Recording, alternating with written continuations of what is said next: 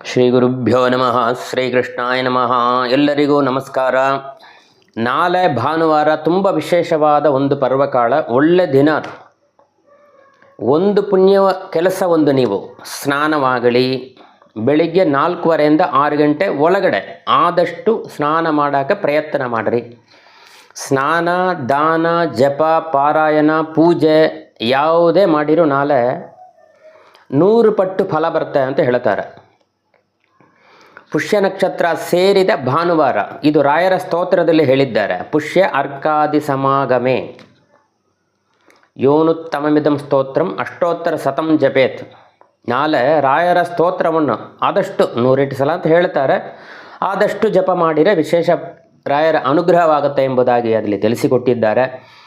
ಮತ್ತು ಆಘಾ ವೈಕೋನ ಸ್ನಾತಃ ಅಂತ ಹೇಳುವಂತೆ ಆಷಾಢ, ಕಾರ್ತಿಕ, ಮಾಘ, ವೈಸಾಖ ಈ 4 ತಿಂಗಳಲ್ಲಿ ಆದಷ್ಟು ಬೆಳಗ್ಗೆ 6 ಗಂಟೆ ಒಳಗಡೆ ಸ್ನಾನ ಮಾಡೋದು ತುಂಬ ವಿಶೇಷ ಅಂತ. ವಿಶೇಷ ಏನು ಹಾಗೆ ಅಂತ ಕೇಳಿದಾಗ, ಪ್ರೇತ ಜನ್ಮ ಪಿಶಾಚಿ ಜನ್ಮ ಬರುವುದಿಲ್ಲ. ನಾವು ಇಲ್ಲಿಂದ ತೀರಿ ಹೋದರೆ ಪ್ರೇತ ಪಿಶಾಚಿ ಜನ್ಮ ನಮಗೆ ಇಲ್ಲ.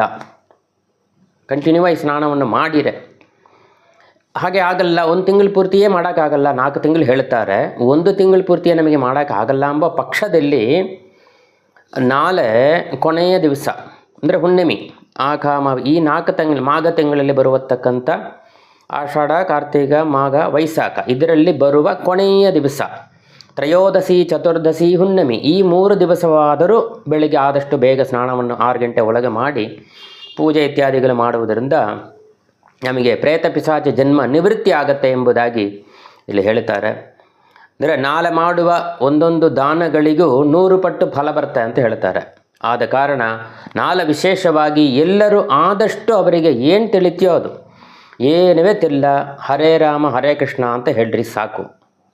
ಏನವೇ ತಿಲ್ಲದ ಪಕ್ಷಕ್ಕೆ ಆದಷ್ಟು ದಾನಗಳು ಕೊಡುವಂಥದ್ದು ವಿಶೇಷ. ದೇವರ ಪೂಜೆಯನ್ನು ಮಾಡಿ, ಸ್ನಾನ ಸಂಧ್ಯಾವಂದನ ದೇವರ ಪೂಜೆ ದೇವರಿಗೆ ಸಮರ್ಪಣೆ ಮಾಡಿ, ಏನು ದಾನ ಕೊಟ್ಟರು ದೇವರಿಗೆ ಸಮರ್ಪಣೆ ಮಾಡಿ ಅದನ್ನು ಬ್ರಾಹ್ಮಣರಿಗೆ ಕೊಡ್ರಿ.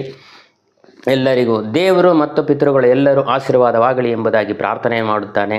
ಶ್ರೀಕೃಷ್ಣಾಯ ನಮಃ.